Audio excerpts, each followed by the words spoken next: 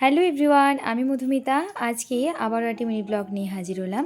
Basically আমি আমার এই পেজে কুকিং ভিডিও শেয়ার করে থাকি, তবে মাঝে মধ্যে এই ধরনের ব্লগ শেয়ার করতে আমার বেশ ভালোই লাগে। এই অলমোস্ট 1 উইক আগের ঘটনা। মেয়ে দুপুরবেলা কিছুতেই ঘুমোচ্ছিল না, তাই আমরা দুপুর বেরিয়ে পড়েছিলাম একটু ঘুরতে। তো ঘুরতে যেখানে গেছিলাম, তো চলো তোমাদেরও একটু সঙ্গে নিয়ে যাই। আমরা গেছিলাম পুরুলিয়ারই একটা মিনি জুতে, পুরুলিয়া টাউন থেকে একটু বাইপাসে। এটাকে সাধারণত আমরা ডিয়ার পার্ক বলেই চিনে থাকি। মেন গেট থেকে বেশ অনেকটাই কিন্তু হেঁটে প্রবেশ করতে হয়। তো মেয়েকে নিয়ে আমরা এখানে 3বার মতো এসেছি।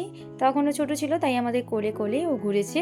কিন্তু যেদিন থেকে খুব ভালো করে ও হাঁটতে পেরেছে, তখন থেকে ওকে অফার করলেও কিন্তু আমাদের কোলে ওঠে না, বরং আমরা ভয় পেয়ে যাই যে ও এতটা হাঁটছে, ওর যদি কোনো রকমের পায়ে ব্যথা হয়ে যায়। কিন্তু ও নিজে হাঁটাটাকেই প্রেফার করে। তো জুতে ঢুকেই প্রথমে আমরা দেখলাম ভাল্লুক। আর সত্যি কথা বলতে না, এই ভাল্লুকটাকে দেখে না আমার বড্ড মায়া হচ্ছিল, কারণ ভাল্লুকটাকে এক কথায় দেখতে ভীষণই শুকনো লাগছিল। উইন্টার সিজন তো বটেই, তবে এই নিয়ে 3বার মতো এসেছি আমি, কিন্তু এই চেহারাতেই ভাল্লুকটাকে দেখেছি। তো মাম্মাম খুব মাংকি দেখতে চেয়েছিল, তাই আমরা মেইন পার্কে এন্টার না করে বাইপাসের দিকে একটু মাংকি দেখতে গেলাম। আর ওই পথেই যাওয়ার সময় তো এখানে একটা ছোট্ট মতো একটা কাউন্টার ছিল, তো সেখানে দেখলাম নেচার্সের এই রকম পেন্টিংগুলো ছিল, যেখানে পুরুলিয়ার কিছু ঐতিহ্য সেগুলো পেন্টিং করা রয়েছে। আর নেচারের অনেক 3D অনেক বানানো রয়েছে, অনেক বন্য জন্তু জীবজন্তু এগুলো কিন্তু বানানো রয়েছে। তো এখান থেকে আমরা বেরিয়ে পড়লাম মাংকি দেখতে।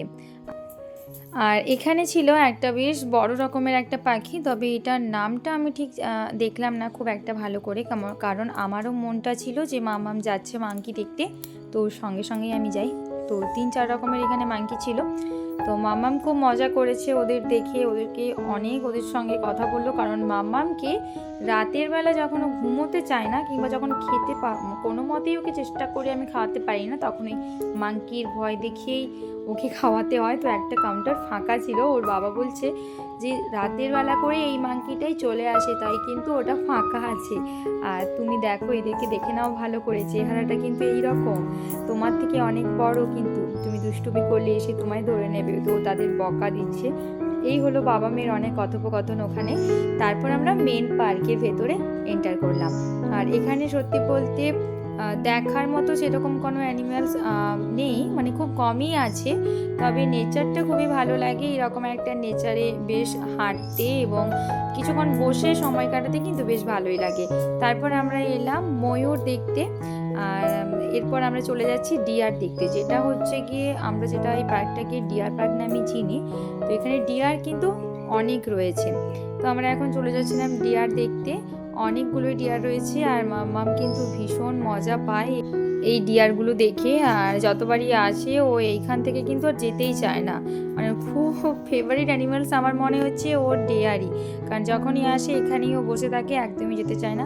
তো আমরাও অনেকক্ষণ বেশ এখানে বসে একটু সময় কাটালাম। তারপর আমরা চলে যাচ্ছিলাম হায়না দেখতে। তো যতবারই আমরা আসি কখনো আমরা সেটা সাক্ষাৎ পাইনি, তো এবারে পেয়েছিলাম। আর এখানে আসতে হলে কিন্তু 3টে থেকে কিন্তু 5টার মধ্যেই আসতে হবে, কারণ 5টার পরে কিন্তু ওরা আর এন্ট্রি অ্যালাউ করে না। তো আমরা এখন যাচ্ছিলাম হায়না দেখতে। আর ওই যে দূরে বসে রয়েছে হায়না, আর এটার পাশে ছিল মেছো বিড়াল। তো নর্মালি বিড়ালের মতন, তবে সেটা বাঘের মতো অনেকটা দেখতে। তো সেটা হচ্ছে আমরা কোনো ভিডিও করিনি, ঠিক এই জায়গাটাতেই। তো মাম্মাম ওর বাবা বসে একটু রেস্ট নিচ্ছিল। তারপর আমরা বেরিয়ে যাচ্ছিলাম। আর মাম্মাম খুব রেগে গেল যে কেন ওকে এত তাড়াতাড়ি বেরিয়ে নিয়ে যাওয়া হচ্ছে, মানে সবে তো বিকেল হয়েছে, কিন্তু ও তো জানে না যে এটা তো এন্ট্রি এর পরে আর অ্যালাউ নয়। অলমোস্ট 4:45 হয়ে গেছে, কিছুতেই ও আসতে চাচ্ছিল না। ওকে ওর বাবা এক প্রকার অনেক করে বোঝালো, বললো চলো আবার তোমাকে নিয়ে আসবো। যেহেতু পুরোটাই জঙ্গল এরিয়া, তো ভীষণ ঠান্ডা ঠান্ডা লাগছিল। আর এটা ছিল মেন এন্ট্রান্স।